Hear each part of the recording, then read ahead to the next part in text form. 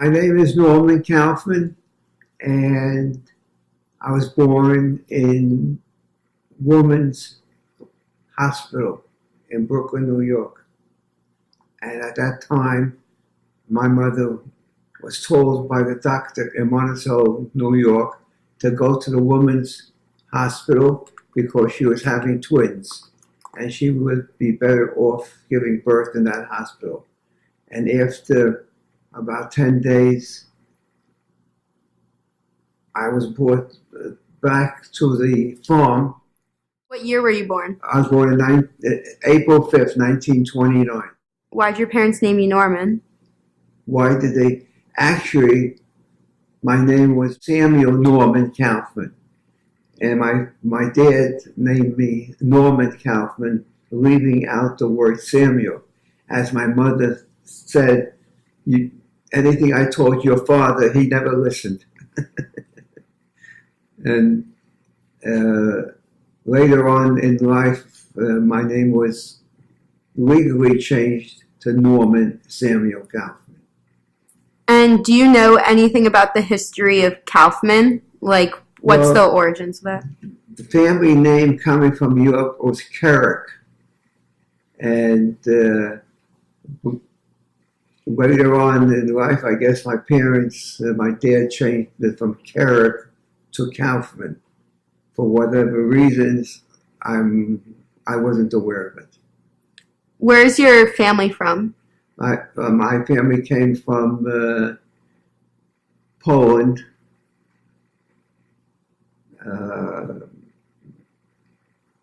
What city? I'm not sure. I believe it was Minsk.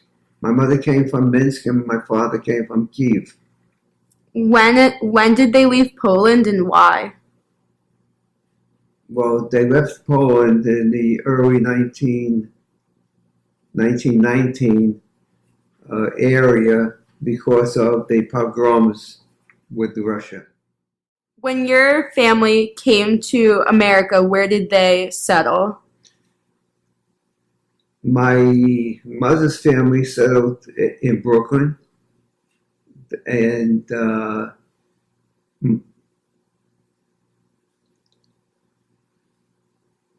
my mother's mother, my grandmother, had a farm in Cahonkson, and that's where they settled. And eventually, when my mother got married, they lived in Brooklyn, and my brother Irving was born first, and he was a ill child, and the doctors there said take him to the country, to the fresh air, and eventually they had bought this farm from where I was raised. Do you have other family members upstate with you? Or was it just like your nuclear family? The only family upstate that we had was in Cahonkson. That was my mother's mother, my grandmother. And when my grandfather passed away on the farm in Cahonkson, it was sold, and my grandmother moved in with her daughter, which was my mother, and lived with us all the time. Family makeup, like the names of the people in your family, things like that. Well, I had a brother, a twin brother, David, an older brother, Irving, an older sister, Esther, which was called Shandel throughout her life. Did you grow up speaking Polish?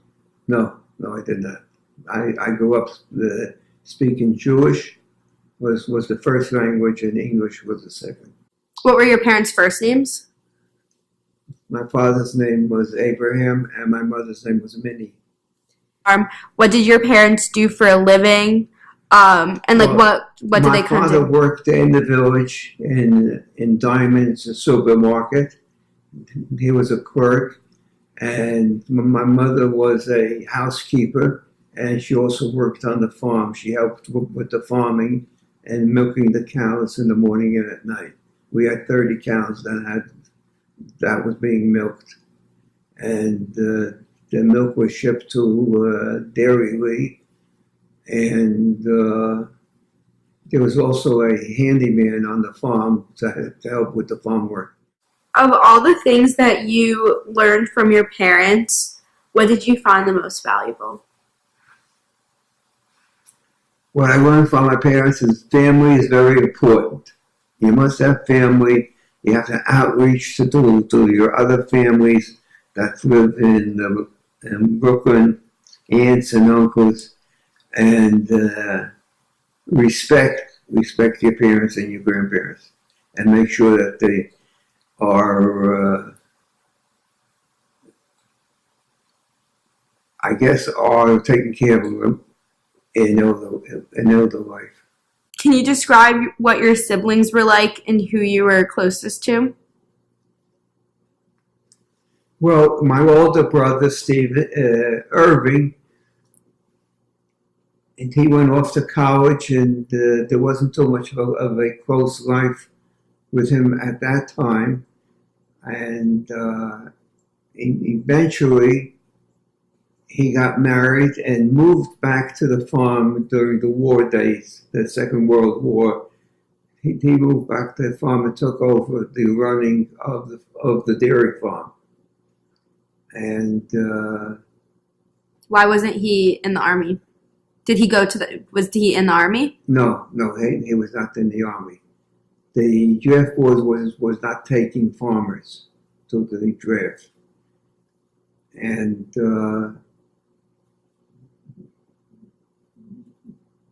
I don't know. Eventually, he got married and lived on the farm with his wife, and they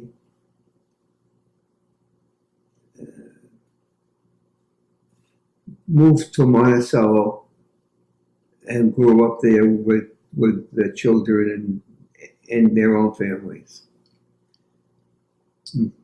My sister married a soldier when she was 18 and moved away, and it was a short life with her, but there were certain incidents, lots of times coming back from school, walking up 3/4 of a mile up a dirt road, we encountered a snake, and my brother and I killed the snake and wrapped him up like he was ready to strike, facing the area where my sister was coming. And when she came from school, walking up the road and saw the snake, she froze and did not move. About an hour or so later, my father says, "Anybody see Shandel?" No. So he went down looking for her, and she was standing there frozen looking at the dead snake, thinking it was going to strike. She never forgave us. What do you remember about your grandparents? I don't remember much because my grandfather passed away when I was young. And my grandmother lived with us for many, many years. And she actually raised us because my mother was busy with the farm. And then when it was converted to a bungalow colony, she was busy with that. And since my grandmother was in the house all the time, she actually raised us. Any particular stories that you remember? Anything funny or one of your favorite moments with your grandmother growing up? My mother's mother, my grandmother, kept saying that she has a problem. She can't see. She needs eyeglasses. And sometimes when my mother swept the floor, she pointed out the spots that she missed. And she complained that she couldn't see. What was your favorite musician, and who were your childhood heroes? Well, the childhood heroes were comic books. Superman, and the Green Hornet, and things like that. We didn't have television. We had radio, and at that time we would listen to, their stories of like the Green Hornet, the FBI, Lux Presents Hollywood. They were all shows on sound, on radio that you listened to. Was there anything growing up that there were any special heirlooms your family had, photos, any Bibles or special items in the house that you can remember? Well, we lived in a rural house without heat. And eventually there was a fire and everything got lost that was brought from Europe. Photos, souvenirs, antiques, all that was lost. When was that? When you were young? Yeah, the fire was around 1935. The farmhouse burnt down. When you were growing up, you go to synagogue. Were your parents religious? We grew up the Orthodox Jews. Our house was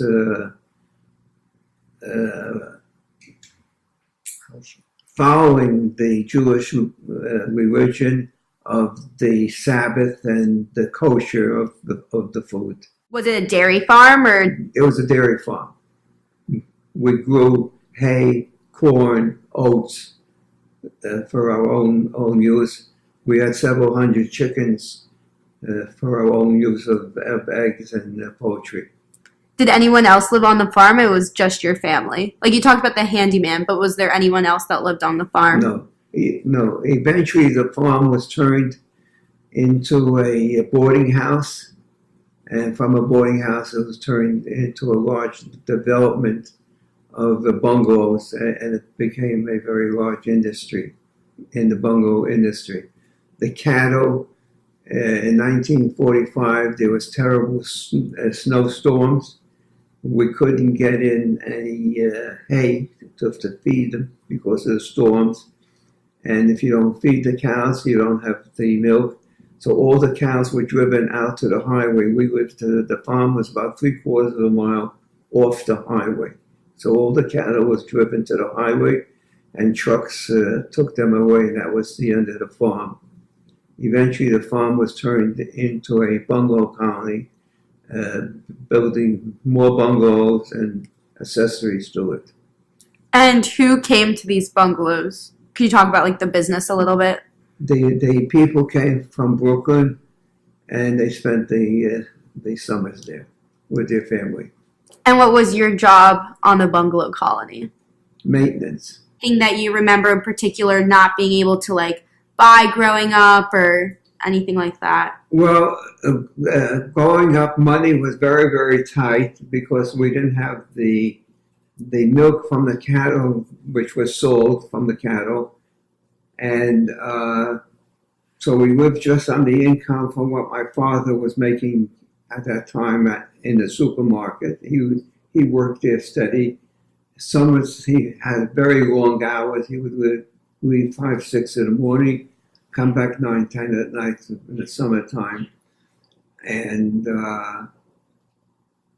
so the money was really, really tight in the late 30s, early 40s.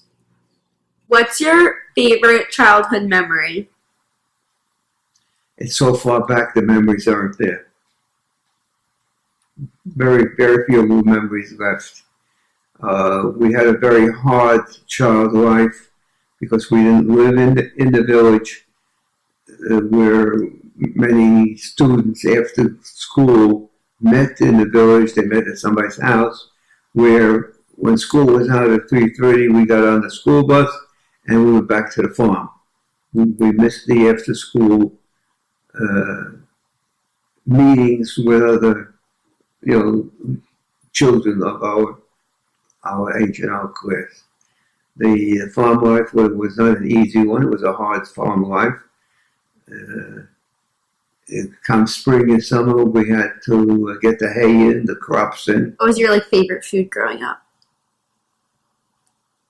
Well, one of the favorites while we were in high school, in the public school, one of the favorites was chocolate pudding with sweet cream. That was one of our favorite dishes. Mighty fine. How did you get to the school? What was the name of it? Well, we went to the Harris School in the first 6th grades. We went to Harris School. It was a 2-room schoolhouse. And we had to walk down 3/4 of a mile down the dirt road to the school bus. The schoolhouse had 2 rooms. One was grades 1 through 4, and the other room was 5 and 6th grades. So how did it work in the classroom that was like 1st grade to 4th grade? So how would that work? the teacher would spend time, probably certain hours, with the first graders, and then with the second graders, and then with the third graders, getting involved in them. By the time I was in the fourth, fifth grade,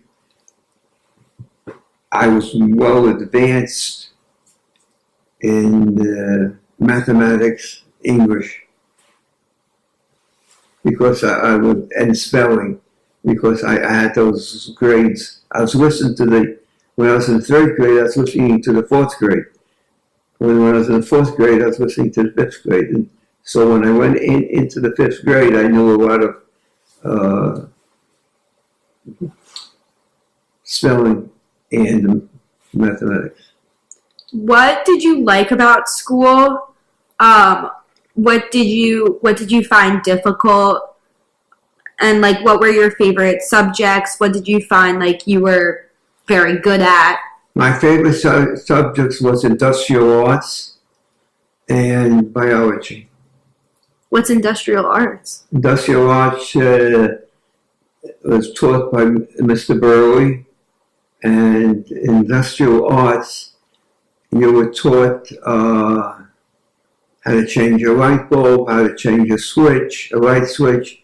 You made your own Chinese checkers board, and you made you drilled those little holes in industrial arts. What grade was this? That was 7th and 8th grade. Did you enjoy school? Immensely. I really loved school. Did you have friends in school? Like, who are your friends at school? I had a lot of friends in school, but unfortunately, when it came to 3:30, I had to get on the bus when school, let out, and went back to the farm. And whereas the people, the children that lived in the village, we would walk home and spend, time in their friends' houses. The only time I really enjoyed was when I was about 16.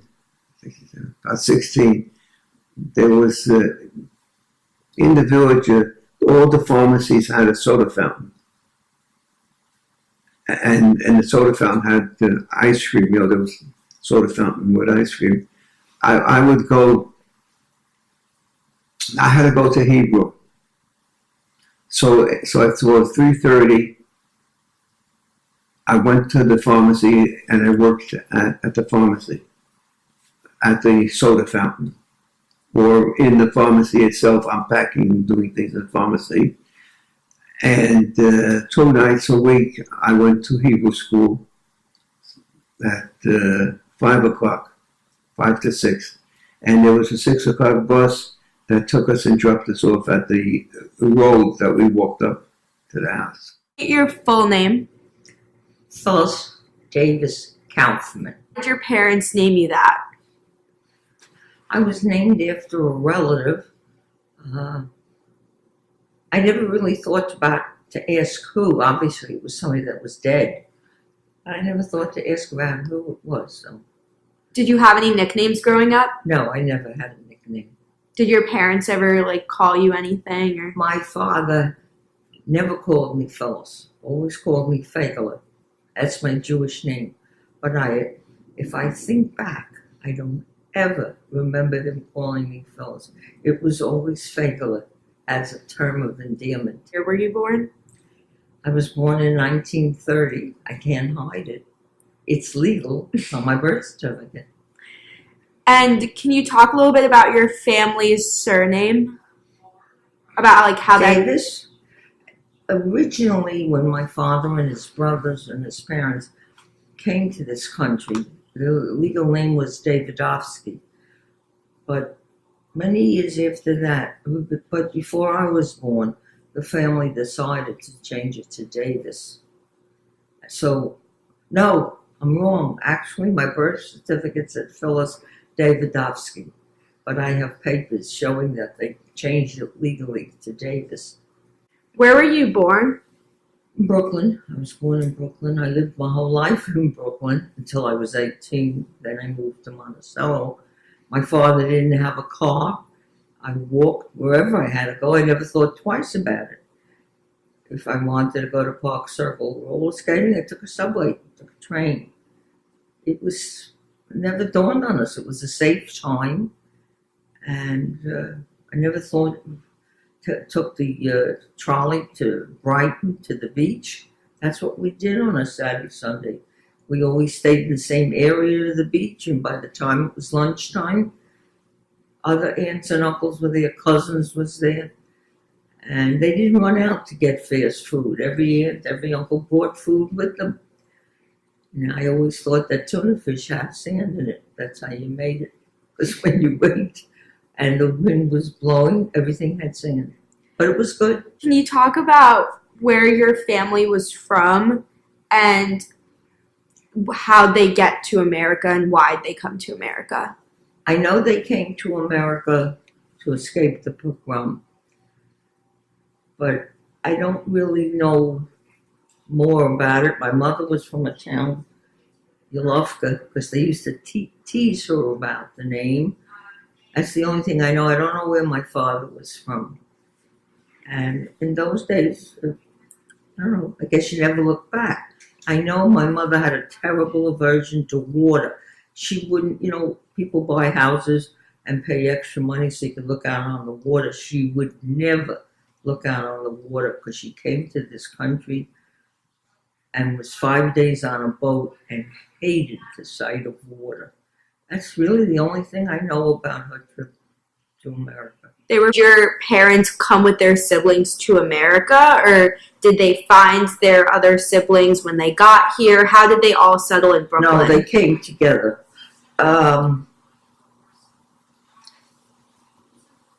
think my father's father came first and then got a job and brought over my grandmother and his children.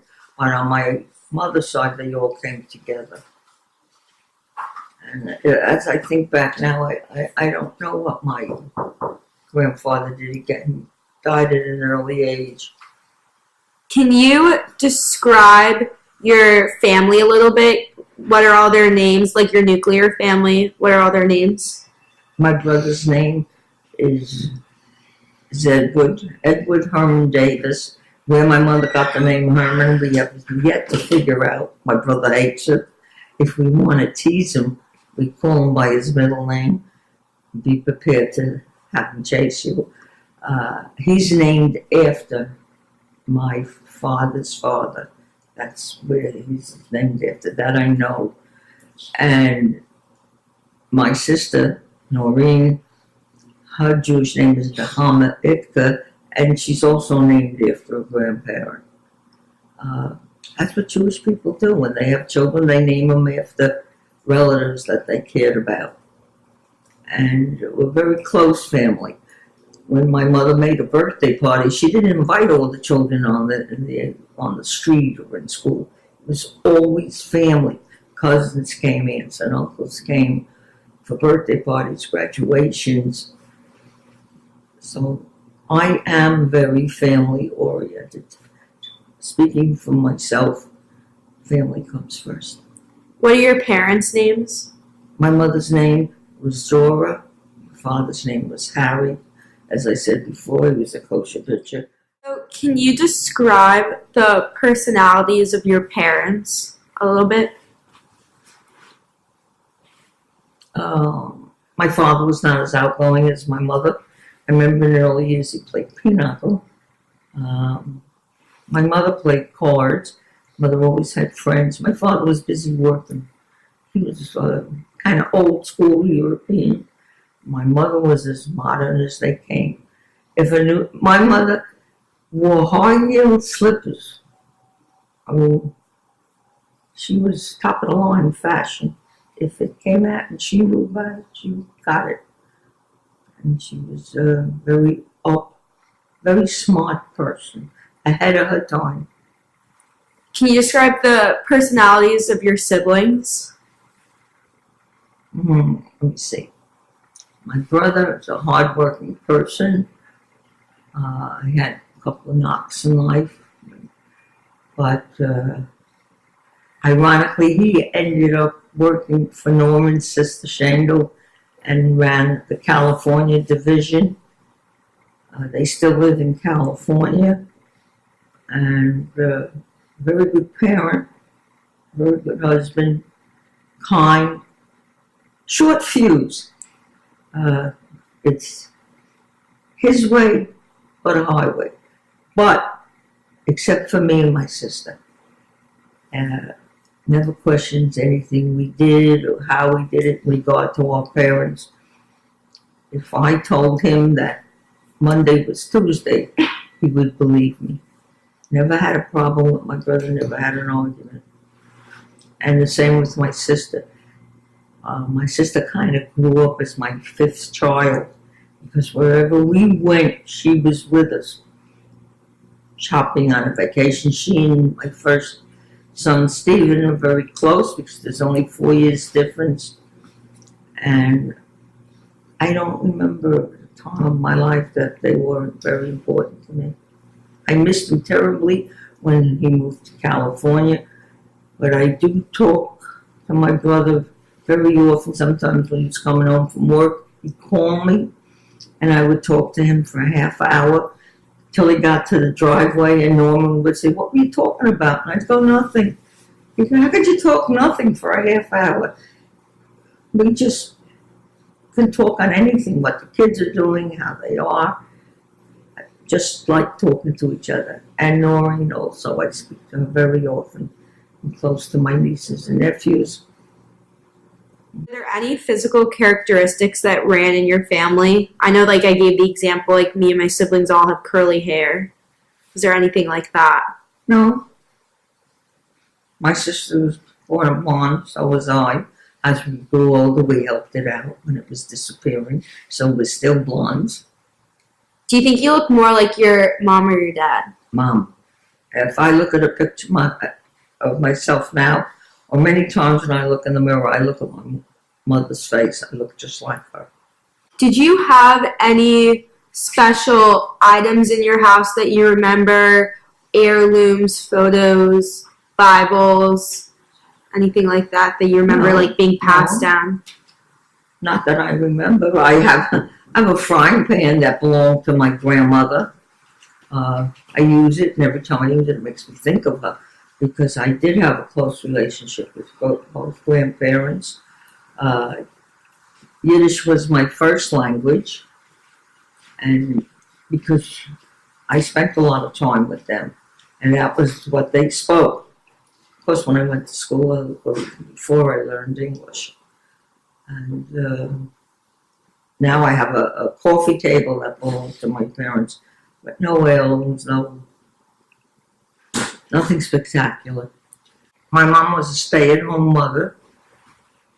I always knew she'd be home when I came home, but we loved to do things together. Went shopping, just take a walk. I came from a happy household. I had a sister and a brother. My brother's 7.5 years younger than I am. My sister's 15 years younger than I am. And when she was born, our house was always filled with teenagers because we had a living doll to play with. My friends were always there schlepping around. I don't think that she ever cried or laid in the crib. Somebody was always holding her and dancing around with her. I wouldn't say she was spoiled. And to this day, when Norman and I went on vacation when our children were small, we took her with us. And now we go on vacations together. There's 4 years difference between my sister and your Uncle Stephen. And now they go on vacations together. They're very good friends. Can you talk about how Judaism was observed in your household growing up? Well, I came from an Orthodox household in the extent that my mother kept a kosher home. And so do I. To this day, I use kosher meat, buy only kosher products. I don't mix my dishes. I know it drives people crazy, but that's the way it is. I observe Passover. I have separate dishes. I buy different food. You know, I don't use what I used all year. Uh, at one point, Rhonda once counted how many dishes we had in the house, how many sets, and it drove her crazy. Because when the kids were growing up, I had everyday meat and everyday dairy, and then I had for company meat and dairy. That made 2 sets. And then for Passover, I had meat and dairy, and I had for the Seder nights a very special set of dishes, because one year my brother and sister and their families came for Passover. I have, I think, service for 21 for Passover, and it's only used for Passover. I have pots only used for Passover. So I need a lot of closets. I got a lot of. Can you describe the house you grew up in? How many rooms? Was there electricity, indoor plumbing, telephones, things like Yes, that? I grew up in Brooklyn, in Flatbush, which was considered a very nice section in Brooklyn, the Jewish area. And there was a small shul across the street. My father belonged to that and went to shul for all the holidays, so did we. It was only a 2-bedroom apartment. Upstairs, when you first walked in was the bathroom, then it was the kitchen. You walked a little hallway at the living room and the 2 bedrooms. One was very small. My parents had the big bedroom. And we had the second bedroom, which was very tiny. But as I said, I left the house, I was 18, so my brother and sister grew up sharing the second bedroom. And it was not like today. We didn't have our own house, and everybody had their own room. And personally, I think you're better off. You're closer. The quarters are very close. Do you remember like things that you couldn't have or because of It was this? middle class. I never wanted for anything. And if I needed a new dress for a prom, my mother went shopping with me, or new shoes, styles came out. I was never deprived of anything. Neither was my brother or my sister. My friends never went on big vacations. They also went to the Catskills the same as we did. My grandparents went to a bungalow. Well, at that time it wasn't a bungalow. It started as a farm. They used to rent a room for the summer. And then when the Kaufmans started to make bungalows, some of my aunts took a bungalow. And my parents took a ride up to see them, to see his mother and his sister-in-law and brothers. And that's how I met Norman. Ironically, when I met him, he was going out with one of my cousins. And to this day, we laugh about that he was seeing her, and then he saw me, and that was it. We got married. What were your duties around the house as a kid? I didn't have any. I didn't have any special duties. If my mother needed something and I wasn't doing my homework, I went down. In those days, we didn't have supermarkets. On the corner, there was a corner grocery. If she was cooking or baking and ran short of something, I would go and get it. I didn't have a particular chore. We finished dinner. If my mother was washing the dishes, I dried them. I didn't come from that kind of it's your job to do this or your job to do that. When did you learn to cook and who taught you? I think I copied my mother's recipe, whatever I saw her making. Don't forget, I left the house at 18. And truthfully, when Norman and I got married, 2 of us were 2 stupid kids. And we learned together. And we learned to cook together. We learned to clean together. There was no cleaning girl. There was no maid. And whatever we did, and to this day, that's what we do. We do it together. I make supper. He washes the dishes. Were there any special recipes or traditional dishes that were made in your household growing up? No, meatballs, gefilte fish, roast chicken. Not really. Jewish cooking, yes. I never made an Italian dinner. A funny incident when Mandy's kids stayed by me. Stephen's daughter Mandy. She was about 3 years old. They stayed in our house every weekend. And one day I said to her, Mandy, go tell Poppy to come, I'm going to eat. And she said to me, Grandma, it's Sunday. I said, what does that mean? She says, are we going to the Chinese restaurant? I said, no, we're eating supper in the house. And she turned to me and said, I want to ask you, why do we always have chicken on Friday night? I says, what would you rather have? Would you rather have spaghetti and meatballs? There's certain things that I realize now I did because that's how I was brought up. Traditional cooking. It was traditional. And then I learned, improvised. What did Jewish holidays look like in your family? What did they look? Very, very traditional, very happy. Always went to shul. My father went earlier. We went later in the day. Always had a traditional holiday. My mother's sister was a widow at a very young age, so she would, a lot of times was there. And her middle sister, her older sister, Ida, and Jack were always there. Always somebody, a relative was there.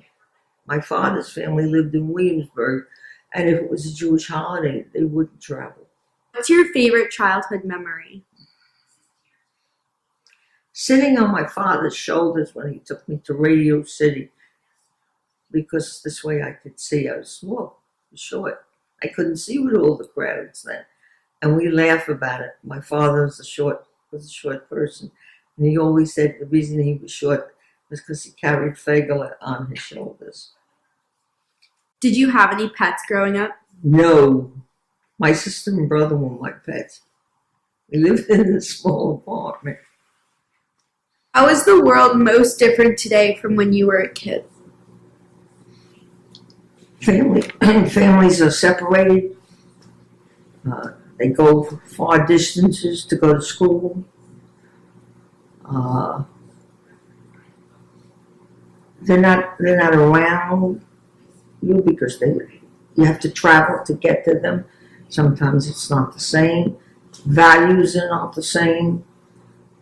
I'm sorry to say, my generation, I'm speaking for a whole generation, not just myself, have created a more self-reliant me generation and don't have the same family values.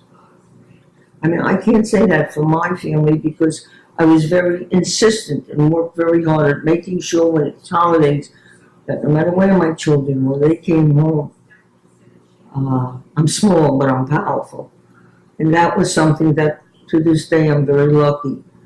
But I see families that can't be together because the children are so far away in colleges, Israel, Paris, or in California. I can't see my brother as often as I'd like. That's why we talk on the phone. But I do go there once a year to spend time with him. And when I go there, we don't sightsee. We spend time with Eddie and Georgette, just going to a movie, walking on the beach, just being together. And the same with Norman and Monty. We always have one vacation here. We tried that the three of us, Eddie and Norman and us, with our spouses, can always be together. Growing up, who was your childhood hero? My mother. What music did you listen to? I don't remember. What was your, a favorite artist or The anything? golden oldies. You can hear them now at mine. I don't know. Oh, we didn't have television for a long time. And when television came out, we just didn't have it. But my brother wanted to watch the cartoons. And the neighbor upstairs let him come up for one program in the evening. And every night he would go up on howdy doody or somebody. And afterwards he would say thank you, good night, and walk out. And then my mother and father decided that it was time to get a television. And we were watching the program that Eddie liked. And when it was over, he got up, he said, thank you very much, and walked out the door. He was so used to being in the neighbor's house, he forgot that he was in his own house. Just talking about the community you grew up in, could you describe it? Was it, you lived in Brooklyn, but which is more urban, but was it very like close knit? Yes, yes. You knew the people that lived next door, upstairs in the building, around the corner. My mother had some friends in the apartment house across the street, so we knew them. The synagogue was right across the street. They made a one-family house into the synagogue, and its congregants were the people from the neighborhood. So eventually, you knew a lot of people. And I was never afraid to go out at night, take a train, because it was safe. What school did you go to growing up, and how did you get there? I went to PS 197 from kindergarten to 8th grade. I walked. My mother walked in the early years. My mother would walk me back and forth. And then afterwards made friends and would walk with them. Next to us was an apartment house, a lot of kids there. Or there were always kids around. And then I went to James Madison High School, walked. Even when my father had the car, he went to work. What was your favorite subject and your least favorite subject? None that I can remember. I did well in whatever I did. When I graduated, I was going to be a hygienist. I don't know why I ever thought of that, but that's what I was going to do. But then I met Norman, and the rest is history. How did your relationship with your parents change when you became a teenager? That is a very big difference between the teenagers of today or the next generation. I never screamed at my parents like the teenagers today. I never demanded like it was coming to me. I never had the teenage years. I don't think you did either. Whatever my mother said and my father said, that's what it was. I never questioned it. Maybe I was too young. But I never had rough patches, so to speak, where today they say, oh, well, you know, the teenage years. I never had it. I never had any problems with my parents. I was never mad at them. I was never angry at them. I thought they were perfect. I had no problem. I look at the generation after us, it's a definite change. I think that's when the slogan, the teenage years came. I don't think it applied in my generation. Poppy, what about you? You know, my teenage years were very short. I was very involved in running the family business as the Bungalow Colony, helping out there, and getting married young and moving away. It was dramatic, and everything revolves around my family. My growing up, my wife growing up, and Stephen was our first child. And here we are, teenagers practically, and have a child in the house. But we grew up quickly, and as we say now, it's history. Was there anything really noticeably different about your high school experience from your middle school or elementary? Not really. Well, the first school I went to was a two-room schoolhouse. And then when we changed for the middle school, which was a big change because the 7th and 8th grade was already departmental. Each class was in a different room, and which prepared us for high school. And it was quite a change between the middle school and high school. What did you think your plans were going to be after high school? Certainly not getting married at 18. It happened fast. We met. And like I said, I think we got engaged. They were 17. I got married. We were 18. So those are the teenage years.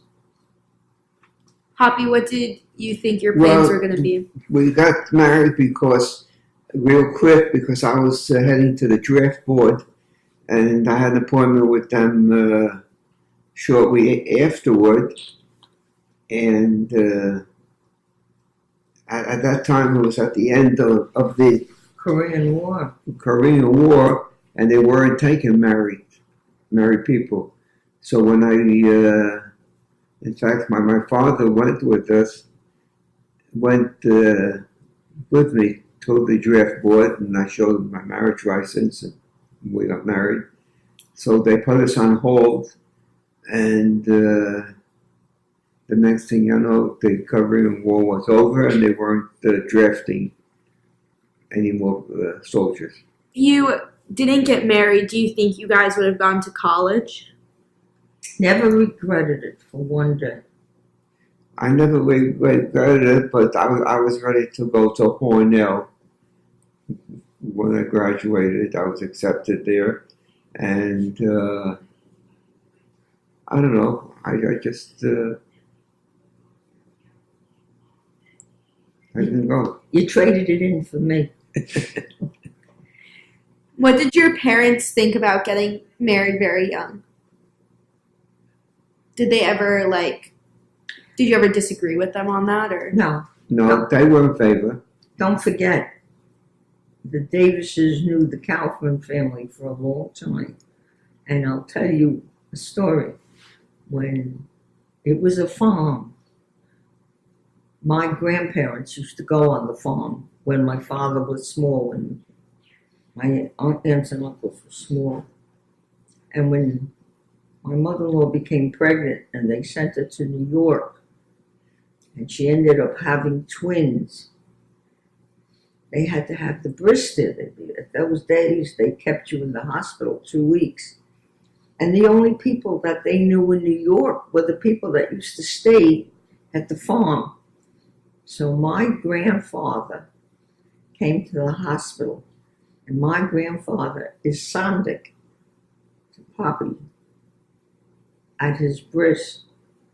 So I think the Davises and the Kaufmans go back a long time.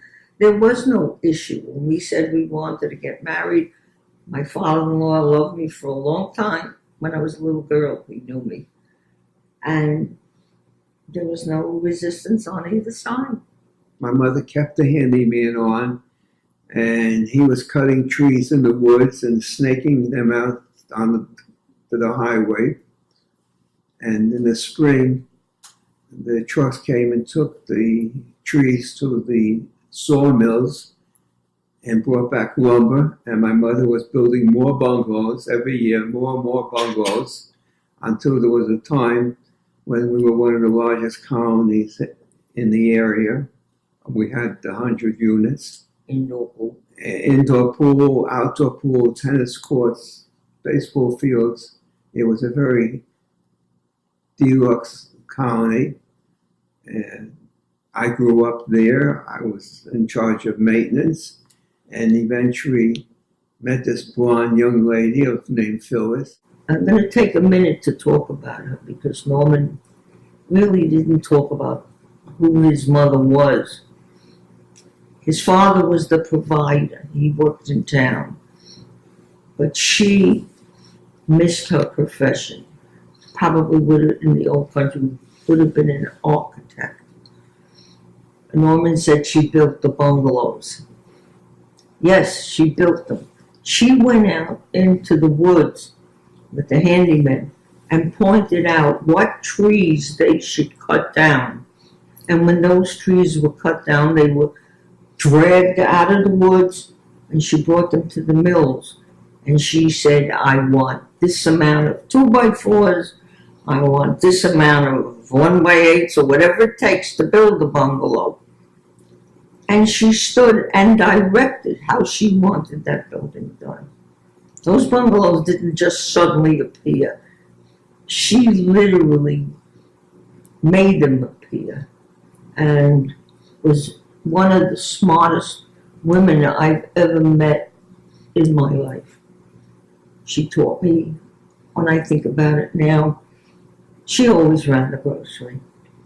And then, of course, when she got older, and I said before, needed the extra money to help Stephen buy a car, I told her I would take it over. And she's the one that taught me how to buy, what to buy, how to save money on the bags. And one day, unknowingly, I would say, she paid me the highest compliment. She came in and, I don't know, I did something, I really don't know what. She said, you're a good grocery lady. And coming from her, that was wow. And the grocery was something that I really loved. I enjoyed being there. I enjoyed being with the people. I mostly enjoyed when they blew the horn for the kids to go to day camp. A lot of them would come in and say, Phyllis, my mother's still sleeping, I'm hungry. And I would have bagels already cut with either butter or cream cheese and give it to them with the parents' permission. And then I wrote it on the book on whoever their parents were. And I enjoyed every aspect of it. Being there, I miss it to this day. It was a good life that I thought would never end. All right, we're at the farm, and I was 18 years old, just finishing high school, applying for college, and this family known as Davidovsky stayed at the bungalow colony, and relatives of hers by the name of Harry Davis and Dora Davis came to visit the Davidovsky family. And meantime, next door to us was a hotel, Blackman's Inn, and there was a girl there by the name of Shirley Blackman that she was also in our senior class, and she was very familiar with us, and she was a girlfriend of my brother David.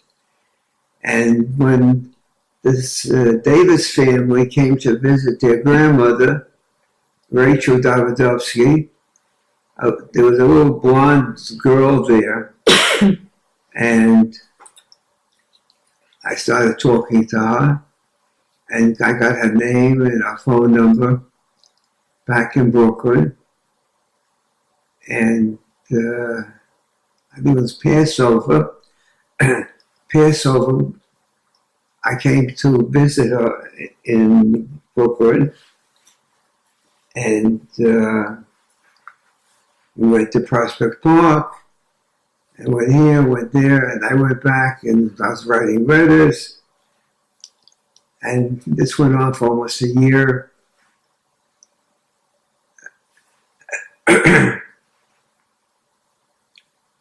And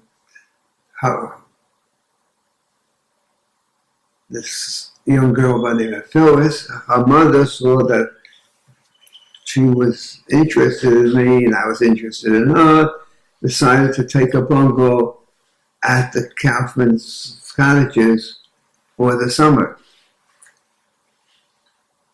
And to make sure that we like each other, we're a companion, and eventually that work that involved, and one of the cheapest weekends I ever had, it was Passover, and being I came out of an Orthodox family, she came out of an Orthodox family. When we went to Prospect Park, we couldn't eat anything, and then when I went back to Monticello, I gave a look. I only spent $5 for the whole weekend. And so during the winter, we were writing letters back and forth. And the following summer, Phyllis's family took a bungalow, and we got to know each other more. By at the end of the summer, we decided that we'll get married, and the wedding was March 13th. Was set for March 13th, and that's how Phyllis Davis became Phyllis Galford. Where did you get married? We got married in the Deluxe Palace. It was a catering hall. It was a beautiful wedding. Not like today's wedding. The cost of today's wedding, you can buy a house. But it was a beautiful wedding. And then we went to Florida on our honeymoon. And we were both so young. We met a cousin of mine. We went to the dog races. And they wouldn't let me in. They said I was too young. I thought that was very funny, considering I was on my honeymoon. And we came back, and we lived in a one-bedroom apartment over Rosenberg's furniture store. And we lived there for about a year. And then we built a house. Now, what happened after that? I don't remember. Oh! We moved to Brooklyn. We were in the grocery store. The grocery store could not afford three families. So my father-in-law volunteered to teach me the butcher business, and we moved to Brooklyn. And we were there 13 years of raising our children. That would be Stephen, Robin, Neil, and naturally Rhonda. Rhonda was the last one born. And we were there approximately 13 years. My brother David complained he needs help running the bungalow colony. In the meantime, my father passed away, and I guess he got involved in politics, and he didn't want to be involved in the bungalow colony, and somebody had to come and help my mother. So we moved back with our children to Monticello. Prior to moving back, I bought a piece of land in the village of Monticello on Thomas Street, and I built a home, a colonial home for us, 4 bedrooms upstairs, living room, dining room, kitchen, with a large basement for expanded use of all kinds of needs. And that's where I built my woodworking shop. We were there until, what year? We were there until 1965. In 1965, I got involved with a contractor of building a housing development in Sackarake called Camelot. We started out building there. The first phase was 75 units. The second phase was 85 units. I was involved with that, and I was there every day and making sure that our money was well spent. That was and then after you sold the bungalow colony, I didn't want to just live in Monticello. I was so used to the bungalow life that we took one of these modular homes, and I traveled 3 miles from my house in Monticello, and for the summer I moved to Camelot with the family. I loved it there. It was bungalow colony life on a fancier scale. It had a swimming pool. Women played mahjong during the day, cards at night, whatever. But it was a fancier life than a bungalow colony life. I loved it. So just to understand clear, so you lived in Monticello, and that's where you got married in Monticello. Then you moved to Brooklyn, and then you moved back to Back to Monticello. Monticello, yes. The bungalow colony closed down, and then you moved to Camelot, or you still lived in Monticello? Still lived in Monticello. Now, when we moved back to Monticello after being in Brooklyn 13 years, I built a house on Thomas Street, and that from Brooklyn we moved to Thomas Street. Could you talk about around what time the bungalow colony closed down and why it closed down? The bungalow colony did not close down. The bungalow colony was sold in 1983. So after you sold the bungalow colony and did the work in Camelot, what were you then doing next? Like, what was your next I was building up profession? the alarm business, installing security systems in homes, factories, stores, hospitals, and it was called P&N because of Phyllis. Phyllis was the P and I was the N. So it's still viable today. It's still called P&N, and it's one of the largest alarm companies in the southern tier of New York. Can you talk about your experience starting a new business with PNN? Well, starting P&N at first was very slow because people in the rural area like Monticello, Liberty, all these villages didn't have alarm systems. They were like 5-6 years behind times on putting in alarm systems in private industries. They were more involved in areas like Manhattan, Brooklyn, Queens, more populated areas. And then eventually it started picking up and installing it in homes. How did you come up with that idea? A friend of mine, who's been my friend for 60 years, lived in Mill Basin in Brooklyn. And I guess a company was going around and she decided to put an alarm system in. But the deal was for every friend that she recommended that took the alarm system, she would get a certain amount of money, a kickback. Well, after the salesman was in the house and he went through the whole spiel, of course I didn't take the alarm system, not the fire alarm, not the burglar alarm. Papa said, I could do that. That's very simple. We'll put an alarm system in our own house. And that's what he did. He went to the manufacturers, bought the equipment, and when they got to the register, they said to him, what's the name of the alarm company? Because you're buying equipment. And he looked outside and there was a truck parked with 2 initials of some sort, and he thought quickly and he said, PN Alarm Company. That stands for Phyllis and Norman. And that's how it remained all these years. It's PN Fire and Burglar Alarm Company. That's how it started, and that's how it's been. After he put ours in, put one in for a friend or family, then I think he put one in for the garage on the corner, and little by little, in Brooklyn. But when we moved to Monticello, it became a full-fledged business. He hired someone that helped him part-time, and little by little it took off really very well. Stephen grew up, went away to college, and wanted to come home and be in the business with us. And Poppy and I felt that it was not the right thing to do. If he came into an already going business, it's like everything's coming to him. He doesn't know what the world is like. And I told him he couldn't come home. He had to stay there. He got a job. He had a job in Albany. He was in charge of a ladies' dress shop.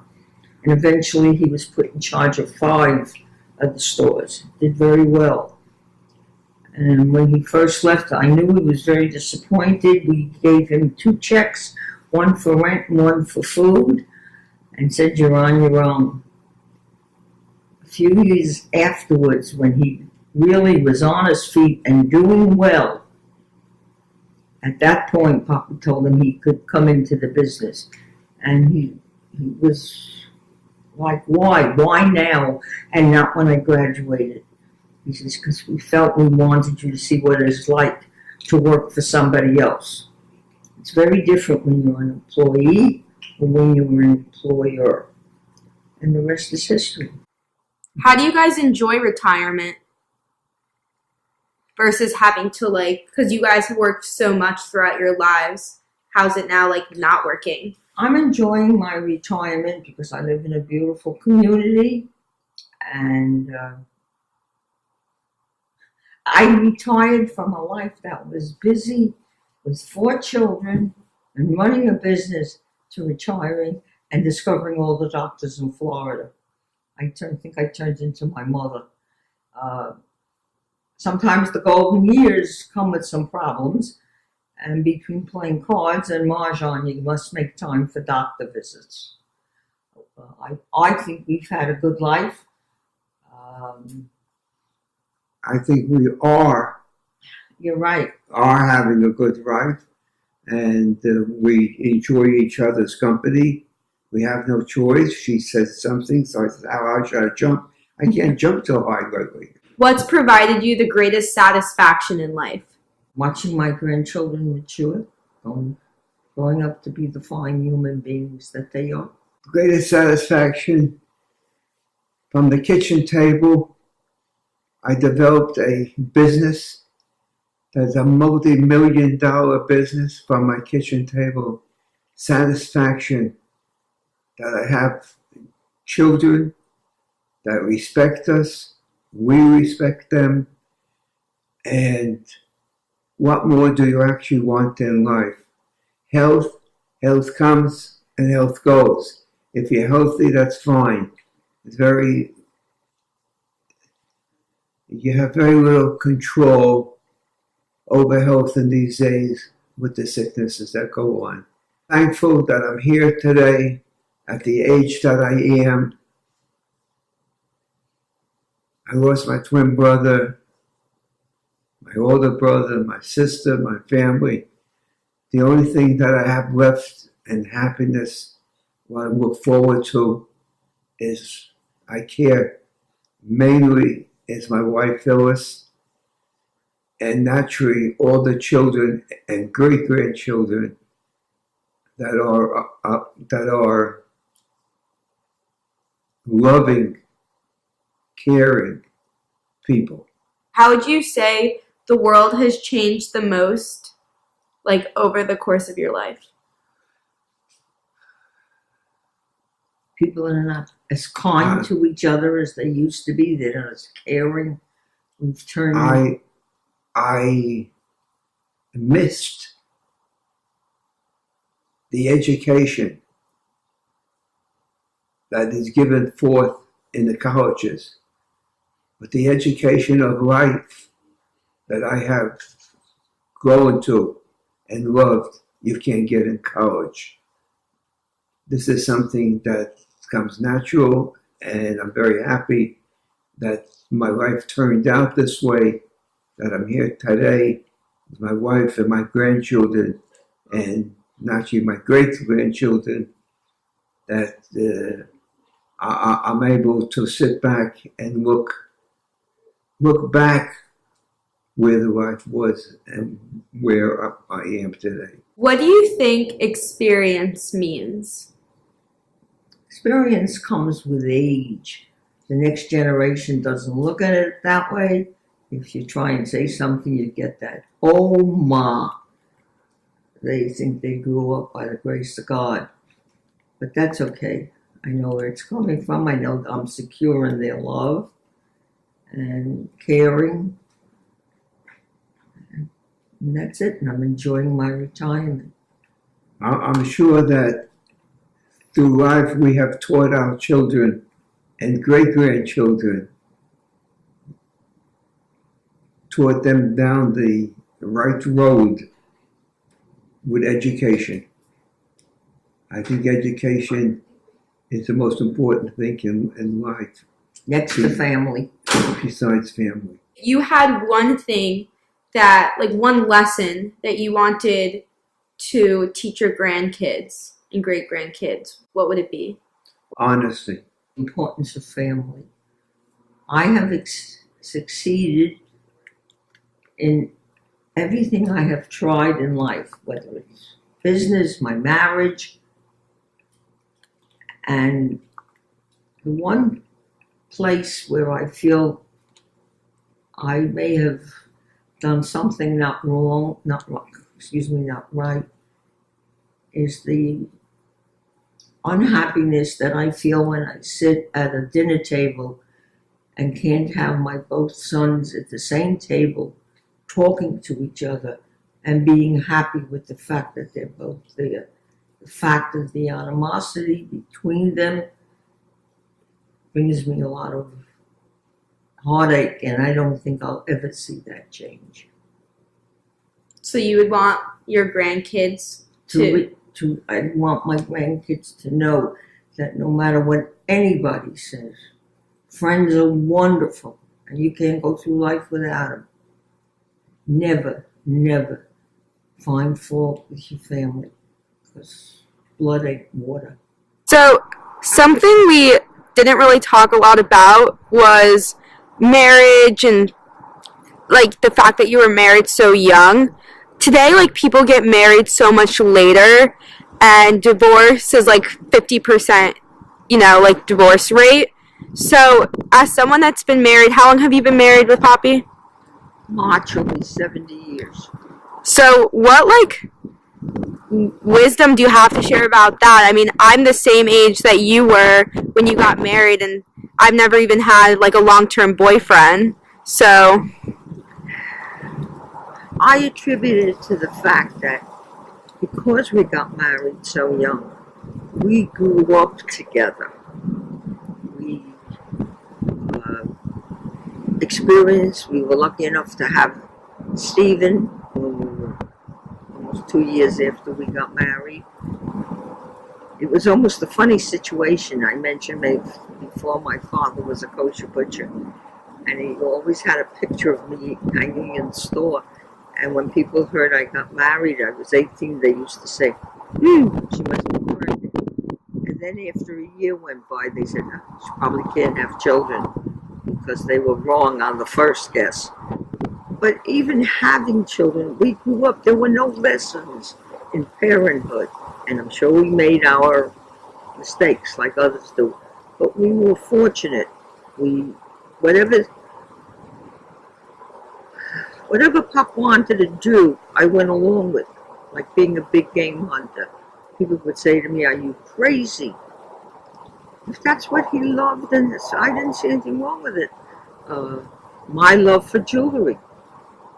He doesn't see anything wrong with it, and he always indulged me in anything I wanted. We used to tease each other. Well, if you're going hunting, that means another piece of jewelry. But that wasn't the fact. I would just say that we cared enough about each other to respect their wishes. And even if it wasn't something you particularly were thrilled about, you did it because it made your husband happy. I'm sure sitting home in the afternoons now during our retirement, when I'm out playing mahjong or canasta, I'm sure he's not thrilled with it, but that's the way our life is. When he went hunting and I was alone with the 4 kids, I did it because I knew he was happy. He puts up with things that make me happy. There's no magic answer. It's love, it's respect, and just... Do you think that's something people lack now? Like the fact that, like, divorce is 50%. Yes, divorce is 50% because they don't want to try. It's easier to get a divorce than to work things out. Everybody has a moment when you want to bang your head against the wall and say, well, I'll get a divorce. No, that never entered my mind. I never got that close to even thinking about it. But maybe we were just one of the lucky ones that didn't have those big problems. If I wanted to wallpaper something, Poppy did it. If I wanted to paint the house, Poppy did it. If they wanted something special to eat, I cooked it. I don't know. Maybe we were just lucky. The next generation after me is a very me generation, a very selfish generation, and I think that's the cause of the lack of long marriages because they'd rather split up and go away than face the issue and work it out. They want instant gratification. They don't know what it is to work for it. We started P&N. There wasn't even enough money to draw a salary. The workmen had to get their salary first. We worked at it, out of the dining room table at first. For years, the office was in my garage because we couldn't afford to pay rent. But today, everybody wants instant gratification. We didn't go on a vacation until we were married 25 years. Never dawned on me to even want to go. And when I went, I took my children with me because I derived pleasure from them. But not today's young married. They can't wait to get away fast enough from them. I don't know. Maybe what we did was wrong. I can't tell you. But made me happy. Made us happy. I have no magic answer. The last thing I want to ask you about is your experience now in retirement. I mean, you're very blessed to live a long life, but it's not a secret that you've outlived a lot of your friends and Poppy's siblings. How is that now? Actually, today was the first time I ever heard Poppy talk about the loss of his twin brother and his sister. He never vocalized, kept it all to himself. And it is difficult, but that's life. Nobody lives forever. You don't make friends as you get older. Friends that you meet are, hello, let's go for dinner. I'll see you in the gym. Take a walk. Friends are the ones that you make when your children are young. You have roots. They know your children. You know their children. You know their parents. So when you have friends, you have to value them. Because when you get older, you sure as heck don't make new ones. Thank you for the time and effort that you're putting in to have this recorded for the future. I'm sure very few people is going to see this, and a lot of people, who cares?